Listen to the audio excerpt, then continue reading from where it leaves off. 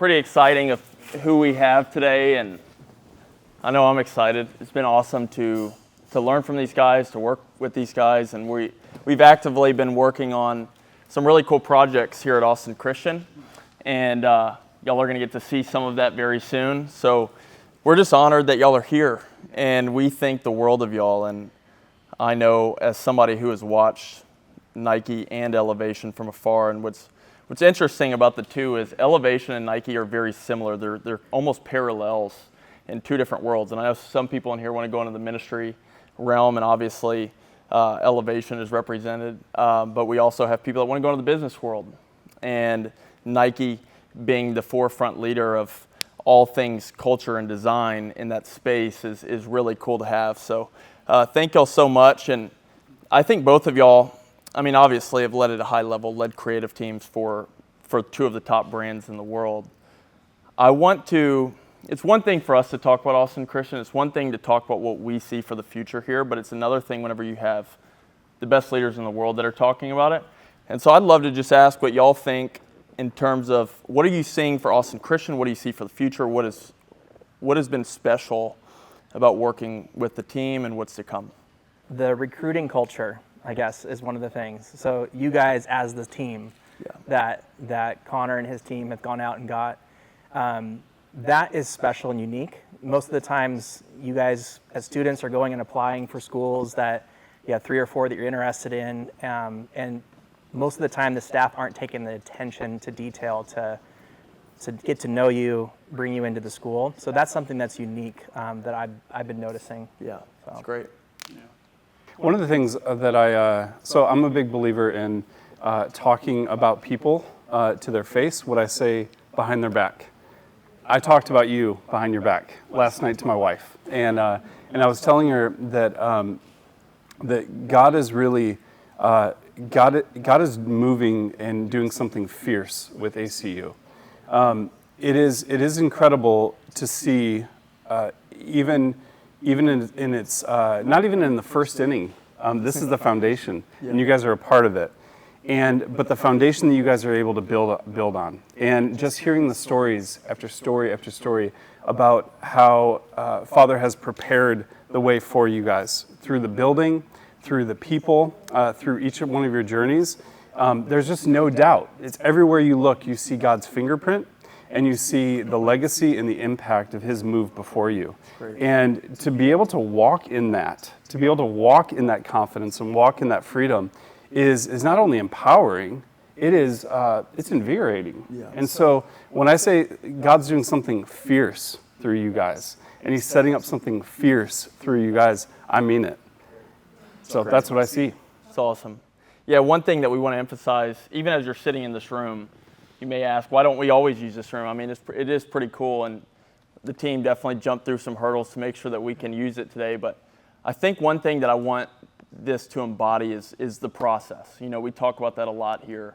It's about the process, not the outcome. The purpose really is the process. It's not a process that leads to your purpose and your finish.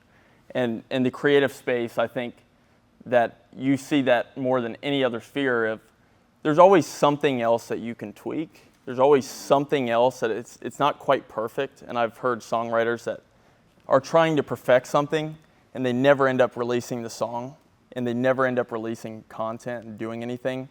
And I think the same thing with the students. Like, y'all are all on a process, and if we can fall in love with that, then the outcome will always be much greater than us just seeking an outcome. But I think with that in mind, I mean, we talked about this a little bit last night. What are some of the coolest projects that y'all have worked on? I mean, y'all have worked with great brands, but what comes to mind whenever you think about the coolest projects? And I want y'all to brag on yourselves a little bit. Like, I know that y'all are both very humble guys, but I want y'all to brag to the students, maybe some of those projects that y'all have been a part of. So I'll go first. Kind of work backwards. So at Servant, we're a digital consultancy that works with organizations and individuals who are kingdom-driven, kingdom-led, kingdom-based. And so in that space, we get to serve the church through some incredible relationships. We get to serve really the body of Christ at a large scale through some amazing opportunities. We are behind the scenes. We get to play that servant role, not just our namesake. It really is our namesake. That's our role. We get to play that servant role with organizations like Come and See, which is the nonprofit arm of the Chosen show and TV show, and so our team gets to play a really supportive and foundational role in the foundation of that organization. But we get to play a helpful part in the back end of distributing that show to a global audience, and that's an extraordinary honor. And Marshall can speak more to that because he was one of the core elements of that entire effort. One of the other projects that immediately come to mind is we got to help with the back end process of connecting churches and equipping churches ahead of the Super Bowl a few years ago with He Gets Us in the beginning of their national rollout in their campaign, where they were bringing the conversation about Jesus to an international audience at a grand scale. And so they brought the gospel, they brought love, they brought unity and acceptance, and they brought Jesus into homes everywhere. And our team got to support the efforts of making sure that churches had what they need, that individuals had what they need in order to find out more information and to be equipped with resources. So those are the two things that immediately come to mind, and they're also pretty recent as well. Yeah, it's great. So I have a lot of projects I really enjoyed throughout my career. Actually, at Nike, I'd often be the last person pressing the button. Meaning like I would hold the button to send off the final file, to deliver something, and so I'd often leave Nike when the birds started chirping. So that's a memory that I always have, and I've done that multiple times. So it's very vivid in me where I'm leaving as everyone else is coming into work for the day because I had to deliver something. But there was a project my agency worked with Nike on was the 2013 NFL Nike collaboration for the uniforms. So that was when Nike first supplied the uniforms for the NFL. And so we did the whole presentation, my agency did and myself, with all the executives at Nike for the world to see. And so we created all the content for that and the stories and the, everything that goes into it. So, and I was up for 3 days straight for that project. Yeah. I was at the Trump Hotel and they gave you the Nespresso pods. I had 6 the first night, I had 9 the next night, and they put 12 in my room the following night. I'm like, I'm not gonna drink 12. But I remember that very vividly. Another favorite project is actually Vooks. So it's an animated storybooks for kids. That's a startup that I started. And my oldest daughter always loved to read. My youngest daughter didn't like to read. And so my business partner in MotoJust and I had talked for quite a while, and God had put it on his heart that him and his wife are going to have an animation studio someday. And I was like, well, I have this idea about creating a new right for publishers to be able to, basically get more money for the books that they have and the IP that they hold, as well as lightly animating storybooks as like a Netflix for kids. And we both liked the idea, and I was like, all right, it's your turn. I'm going to support you, and we're going to get this rolling. So we went into partnership with it and raised money. And at first we were raising money, and we were trying to get for $750,000, and then trying to ask for $250,000 because we're just trying to scrape by and get money. I put a lot of my own money into that at that time. And I remember driving down into Portland, because that's where I'm from, is Oregon area. And I was like, God, you're bigger than this. And it was not only for Vooks, but I was thinking about and praying about some of the school stuff. I'm on a board for a Christian school in Beaverton that has sister schools in Korea and missional schools around. I was just thinking about everything that God's doing. And at the time, I vividly remember that because things just started laying out from that point on, where God then allowed us to get $2 million seed round, then a $12 million next round, and then basically we ended up raising around $42 million for Vooks. And we saw growth in that, so that's very memorable. I kind of have these periods in my life that are memorable, and then God was kind of leading me through some transition, because I always knew that Vooks was not the place that he wanted me to end. A lot of times when entrepreneurs start up, they're like, this is what I'm doing for life, this is my baby. But God inside was telling me, no, this is just a stepping stone for where I want you to go. And I was very vocal because I wanted everyone to hear what I was hearing. So that way, if I did leave, it made sense for why I left. And so I was very passionate about everything. And then there came a point in time where in Vooks, everyone was wanting a change, including the board. And I was on the board for that. I was the board president and CEO of Vooks. And everyone was wanting a change. And they're like, we think we need to remove you from CEO position so that way we can kind of restructure and just try to change things up, because we had grown really fast and plateaued. And we'd still a lot of stuff in the works that were going to come together, but sometimes when you have investors, they're very interested in trying to move fast and continue to move fast. So people just stopped listening to me. And at first I was like, God, why aren't they listening to me? And he's because later on I realized it was because he didn't want them to hear what I had to say, because he wanted me to leave. And so basically I then resigned as president and CEO and said, you can also have my board seat and put somebody on there that you want and that you'll listen to and that you'll respect.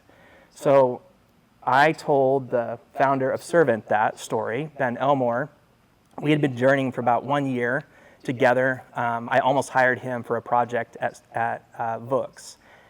And so we've been journeying back and forth, just talking about our stories. You know, he's a founder of an agency. I'm a founder of an agency. We had to do a lot of work. He works for Under Armour. I was working for, Nike and different things like that. And I told him that, I just stepped down as president and CEO, and I just resigned, and I'm ready to journey with you. And he's like, all right, let's do it. Let's journey together and see what God brings. Wow. Within 2 hours, Mark Green called up of the Hobby Lobby family, the Green family, and had a project of The Chosen. They needed to kind of stand up a new platform and create a foundation for it and work through a lot of logistics. So I came on board as a business strategist, from branding to technology, all sorts of aspects. It's multidimensional, the stuff that I do, because I've experienced so many different levels of business. I lovingly call Nike the Nike Dojo, because I was doing projects for manufacturing groups, all the way to designers, all the way to executives, and just kind of keeping my eyes open for opportunities. Yeah, I think it's really cool that both of y'all have experience in the secular world and have done it at a very high level. Marshall, I also want to hit on maybe some of the projects too within Nike. I mean, whenever you first came in, we've been going through obviously the renovation process and working with architects and making sure all of our designs are sound. It was funny, like every design that I had of Nike headquarters, because we have a lot of those, because we are bringing in a lot of things from Nike, are stuff that Marshall made. So you did branding specifically with Gatorade. You created the brand for Nike Plus. Like, talk through even some of those high-level brands and maybe even some of the athletes that y'all have worked with. Well, I didn't create the brand for Nike Plus, but I actually did the lockup for the logo, this gray animation for the Nike stores, the Apple stores at the time. And actually, Apple's using a very similar animation for their Apple TV Plus right now. So if you look at them side to side, it's like, this is the same one. They were inspired. Yeah. But so out at Nike, I was working with the best of the best, other designers, other creatives, and basically melding ideas together to make them even better. And the thing is, too, we didn't just talk about doing stuff at Nike. You just took action. So that's one of the things that I appreciated from Nike. And I'm coming to your question here in a second, but that was one of the things, because he's been asking us, like, what was it like at Nike, all these different things. And I think I was at Nike from 2002 through basically 2019, and I still do special projects. But the thing is you collaborate and you iterate quickly, and you don't just talk about doing the work. You don't just sketch it out roughly. You start putting it together. Or you go find vibes and mood boards or other designers or architects that you like, and you start putting together, like, this is what I want to do. And then you go find those people that did that work, and then you work with them. Yeah. So I was always working with the world's best. Yeah. So it wasn't always me creating all the assets, but it was me collaborating with everybody to bring something together. Yeah. And then as far as the question, Say it again. The athletes that you've worked with. I mean, we were talking about Federer. So and some of athletes, those so other ones. athletes to architecture. Yeah. That was the other one. So I got a privilege to work with some really amazing people like Todd Van Horn out at Nike. So all the new buildings, the University of Oregon's uniforms, you name it, he's had a hand in that. And so I've been part of those projects. So he wanted a new helmet design, so I created some wing stuff based on their wing concepts that ended up becoming the wrap for all of Autzen Stadium, which ended up becoming designs for other features outside of Autzen and Marcus Mariota building, as well as uniform concepts. And then through those relationships, we would do 3D work all the time in my agency, AR, VR stuff, 3D shoes for all sorts of things, exploding shoes, talking about technologies. We started applying the 3D designs to the architecture of Nike's new campus. So Skylab, ZGF, like all the different great architect firms that did Nike's new buildings, they had all the flat art, basically like limestone or granite walls, and they were just flat, and they wanted something unique. So we would go in and start telling stories on these walls with the textures and with the artwork. And so we would create the Nike Goddess out of granite and all sorts of different things for the executive offices. So that's some of the stuff that I've been working on. Or even like museums, the new Hayward Field, the track and field for Oregon. There's 3 or 4 things. Inside the spire, there's all the old wood that goes up from the benches and a Bowerman thing. So that was one of the projects I worked on. All the content, all the video content, storytelling content. So It's awesome. Yeah, one thing that we're doing, as they know, and they're helping lead this project, even what the culture looks like, what it feels like, how that translates even to media, is the process. But sometimes the process, especially whenever you're establishing a culture, things can feel weird, and it's like, why are we doing this today? It's not that big. We don't have a culture. Like, we had a great conversation about intentionality, and I think, again, y'all have worked with great companies that have displayed intentionality in every detail. And I asked you yesterday about elevation, and there's certain things that elevation does. I mean, they have the orange is through all of their brand. They have the logo is on everything. They are as intentional as having scents that are going throughout their auditorium, and even whenever you walk into the lobby. And I asked, and I want you to answer this for the student, what was that from the jump? Was the language from the beginning, like all of those intentionality pieces, did they start with that, or was that something that came along the journey? Yeah, it's a great question. So with Elevation, it has been their history and their journey. The history and the journey of Elevation has been documented from a lot of different angles. And so what's really fun is if you go out and you can actually find some of the early footage where they're talking about almost that obsessive level, but that absolutely thorough commitment to brand from the very beginning. And it's not just brand in the context of color or just logo or what it looks like, what it feels like, what it smells like, all of that. It's what do we want to be known for? And it's starting with a why first, and then allowing the what continue to form. But it's almost that principle of starting with the core things written in stone, and then everything else is written in pencil. And that kind of mentality, that mode. So when it comes to a brand and when it comes to culture, everything is fair game. Yeah. There's nothing that's off limits, because everything matters, and everything can add to something that can create momentum. And the most important thing then is unity in it. And so knowing your why, knowing what are we here for, what are we aiming to do, and then at that point it is just a fierce commitment to just seeing that be fulfilled. Yeah.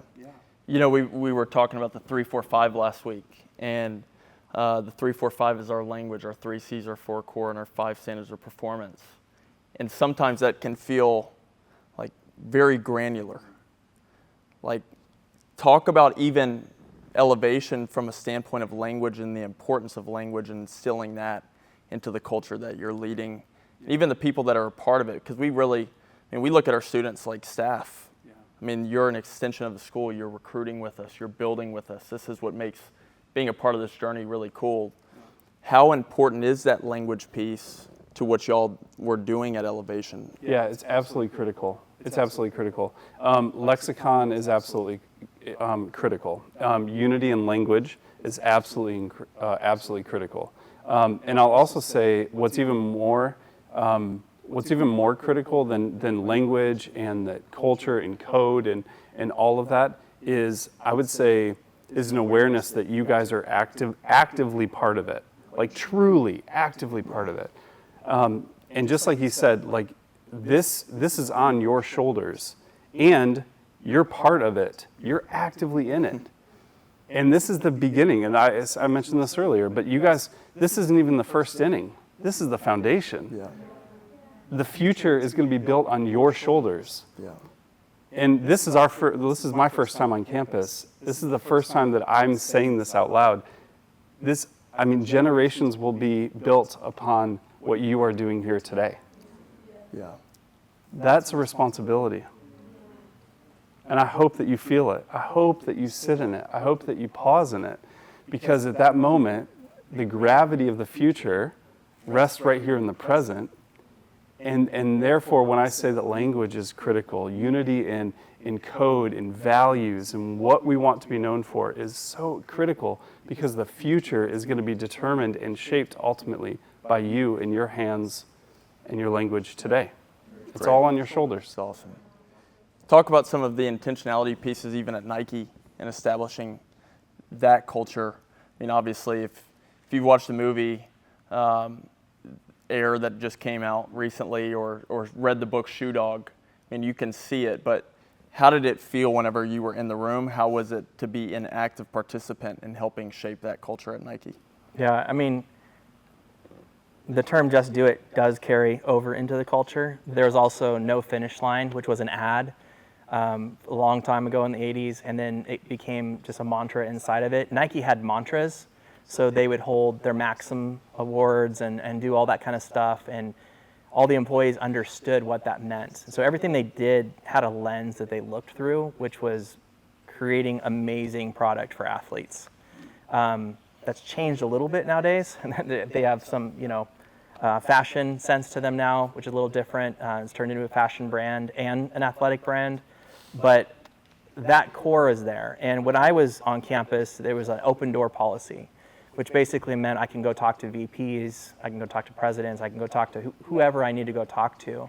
And that was unique in early Nike days because, and I say early, even though it was early 2000s, they've been around for a while, they kept that because all of the legacy guys that started Nike were still there. Yeah. And so there was kind of a changing of the guard when I started leaving of different people coming in, younger people coming in, and executives from other companies. That did shift the culture a little bit of Nike. But what I appreciate about Nike is they were always about innovation, and that's one thing you don't see all the time. You see clips of it, but all the designers were the ones that were innovating new shoes were in it. They were figuring out what it was like if people were going linear versus sideways, lateral movements, all sorts of aspects of it, making athletes faster and better. Same with the apparel and the jerseys. That's why the jerseys got tighter, and so you couldn't rip them off easy. Like all the little tiny details that matter. And then they were iterating, and then they would pass it off to the brand team to go market it. And sometimes the best products carried the original intent along all the way through to the branding. The ones that didn't succeed as well, sometimes the branding took it over and tried to recreate a new metaphors or new ideas for brands or for the context or for the technology. Mm-hmm. And so that's something that I kind of bring along with me, and putting it into, with his coaching background and recruiting background from sports and how familiar I am with it as well, and just sports in general, playing, it's that discussing it together, it's practicing it together, and it's going out and representing it or teaching it. And you guys retain that information so much more than just a lecture. I know part of education is lecturing, but I would say the times that you guys have go down the paths that you're most interested in and start doing reps. Yeah. Don't worry if it's not good enough. I tell my teams a lot of times, just get 80% close. Yeah. A lot of times on big campaigns, that last 10% doesn't make a big difference to the consumer. And, but it wastes so much time. Yeah. It might be tweaking a font here or there, doing some random stuff that most people will never notice. It does help carry the brand forward, but if you focus on it too much, it's a detriment because then you don't get stuff out there. And I think you guys have been running pretty fast, and things have been building along behind you. God's been supporting it. Mm-hmm. And, you know, as Paul said, it's like you guys have responsibility. It's on your shoulders. But at the same time, I like a quote that I like that we came up with for the school, but I kind of adopted it, is courageous faith in action. Yeah. Meaning God's already given you what you need to succeed, mm-hmm. and you don't need to be more than who you are. Yeah. You just need to be courageous in your faith and move in action. Yeah. So that's just kind of what I've taken away from or learned over the past quite a few years. So there's people, obviously, and it could look different. There's different fields that are represented in the future of these students. But talk about the work that it took on the front end. I think sometimes we have this idea of like, wow, I want to work at an Elevation, or I want to work at a Nike or Healthline or so many of these brands that y'all have worked with. What did it look like before, whenever you were young and you had maybe big goals? Like, what did that look like? What did it feel like? The work that it took to even be prepared for that stage whenever you're working with a Federer and you're working directly with him, and the pressure that comes with those environments. Talk about that a little bit. Like, what did it take in the shadows to get there? I'll start, so I went to the University of Oregon for music because my wife was going for elementary education. So I was like, I need to go to the University of Oregon and study. So we got married our sophomore year. So she was on a 5-year program. I was on a 4-year program because she went to school 1 year ahead of me. This is part of it. Yeah, part of the story. Of course. So I decided to go to music school there. And it's a very traditional music school. I did music technology. And I was fine. It was going through. But I started doing business classes. And I was like going to do a minor in it. And then I decided not to do a minor in it. And I started doing journalism courses. And I started filming the intramural sports. I started filming all sorts of things and doing projects. I did documentaries through that school for our local television and PBS, and the Spruce Goose, which was Howard Hughes' plane. I got to interview Walter Cronkite myself. So Walter Cronkite is a famous reporter from the 60s and 50s and beyond. So he's an icon of the ages. So that journey, I lost my train of thought a little bit. The process and the shadows that it took. So the process. So I started making those videos. I went out to Nike for I was graduating, and I went out to a guy named Pat Helberg, and that became my first boss out at Nike, brand design. And I wore a tie in for the first day, and he's like, we don't wear ties here at Nike. So I started with an internship, is what I'm trying to say. And school was grind. I was very busy, a lot of stuff, doing a lot of work. And I got to Nike and I felt like it was a vacation because of their campus. But what was nice about that is I was looking for opportunities all the time. I was telling Paul earlier today that if I didn't feel busy at Nike, because actually I was never an employee at Nike, I was a contractor. But that was back in the day when contractors actually had the badges of employees. And I had my own computer, my own phone, my own Nike email, like all that stuff. Nike's since got in trouble for those kind of things and other companies, but they've cleaned it all up. But so I was out there, and if I didn't have a project, I would just walk around the halls or pay attention or go find somebody, and a project would come because I would solve problems for other people. And I would just use my talents to start solving their problems or working collaboratively with them. Yeah. So that's kind of taking the efforts to. So you sought out the work. Seeking it out, being purposeful, enjoying my work. So I enjoyed doing what I did. And, like the Roger Federer one was a shoe launch, and we went to Dubai and, did all the directing for that shoot and for the commercial for that. And then ultimately I had a crew in Dubai, and so I hired a director to shoot for me. And then I hired a DP, sorry. And then I hired a second camera in Dubai, and he was bad. So bad. I was like, all right, I got to film. So because I knew how to film and do all that, I could jump in. Yeah. And I think that also goes to me holding the button a lot of times on deliverables, from code to editing to everything. Like I've learned all the different pieces that I need to do to create the things that I'm working on. I'm not the expert. I go find experts, but I can see them through and talk with them. Yeah. And I want Paul to answer the same question. I think, too, I want to also hit, you ended up obviously leading creative direction for some of the brands at Nike that we all know of. Whenever you would see an intern that was once in your shoes, like I would imagine it would be pretty often that somebody would really want your role one day or want to do what you do, but maybe wasn't seeking out that work. Like, what is that mentality that you have to have, even as an intern, to go seek that out that maybe other people didn't have? Speak to that a little bit. That's a good thing. I mean, I was always fully open and transparent. So like if they were asking questions or wanting to learn about something, I told them my salary or how much I was making, all the business side of things, because all of it matters. A lot of times in corporate worlds, like they don't tell certain things like their salaries or other pieces of the puzzle. And that always would frustrate me, like, because, so I was always transparent. Yeah. And I don't know if that really answers that question, but I think me being transparent also allowed me at my agency, I had people sitting in desk spaces in my agency that weren't part of my agency, but I was giving opportunities to, and I was using them on projects, and then they went off to do some amazing careers. And if you talk with them, they're like, yeah, Marshall helped me through a lot of different scenarios. So I was always kind of mentoring them, I guess. Yeah. What separated? Even if I couldn't get anything out of them. And what separated the good ones from the great ones? The ones who did the work. Exactly. Yeah. It's great. It's like breakdancing in the Olympics. Yeah. Yeah, I don't know what that's all about. I don't know either. Paul, I want to ask you the same question. Like the shadows that it took to prepare you for the stage. Some people are waiting for the stage to get prepared, but what was the work like on the front end for your career that whenever you got there, you were ready for it? It's good. I'm if you haven't picked up, I'm a value-driven person, right? Everything comes back to values for me.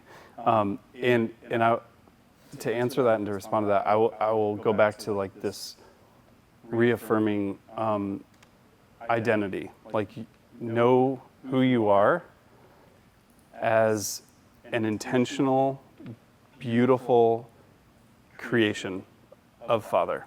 Like, your identity is in Him first. Like, identity strong. Then I would say, like, you got to crush it. And to crush it, it takes getting after it, just to what Marshall was saying. Like, you just got to go, you got to try. And I will go back to, like, this value of just a keen awareness that every project has a purpose. Every season has a purpose. And everything can lead and will lead and prepare for something more. And so, just a very quick to highlight this, sort of like illustrate it for me. I went to school, similar to Marshall, I went to school for music ministry. I went and got my education, my degree in modern music ministry. So I went to school to become a worship leader. I was in the church. I was a full-time vocational minister, or I was in ministry, full-time ministry. I'm an ordained pastor for over 15 years. And that was what I thought, that's what the Lord had for me in that season.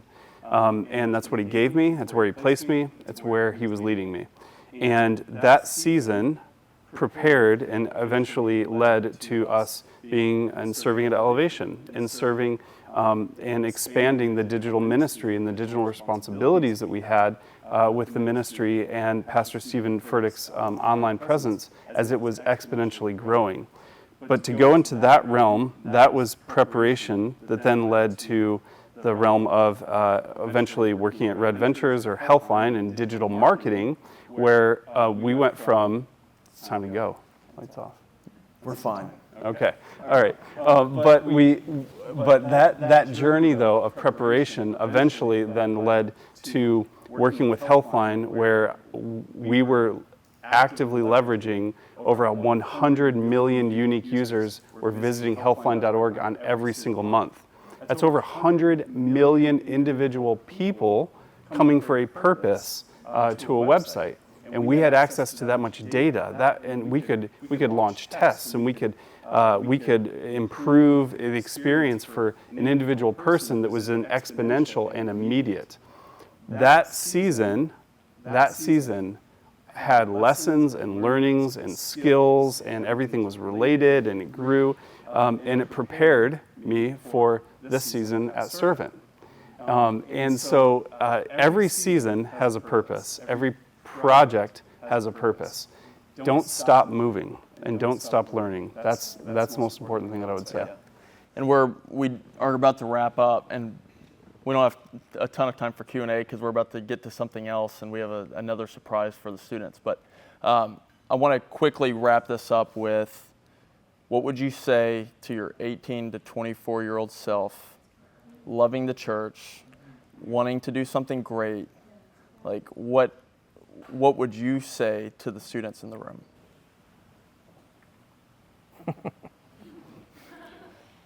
I'm trying to think what I'm telling my kids. Yeah. That's a good question. What I've learned now and what I knew back then is the same.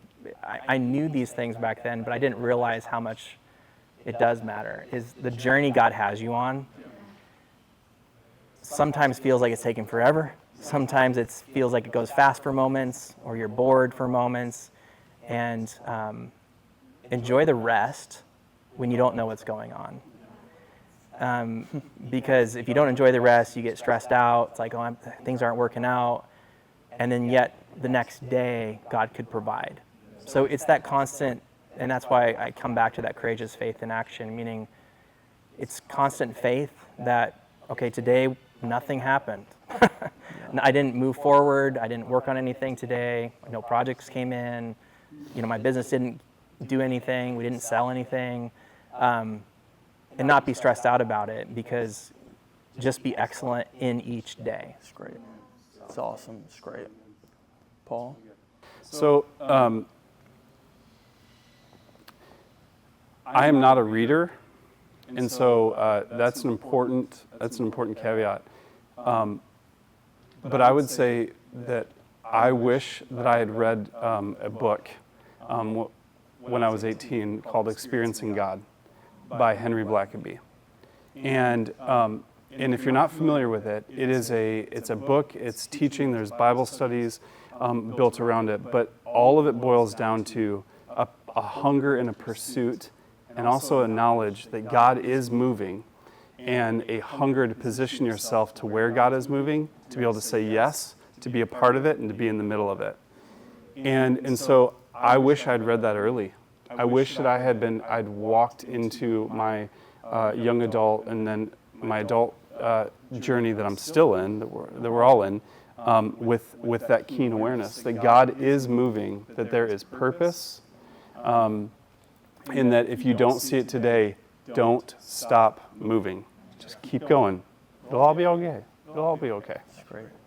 Let's thank both of these guys for being here, and thank you all.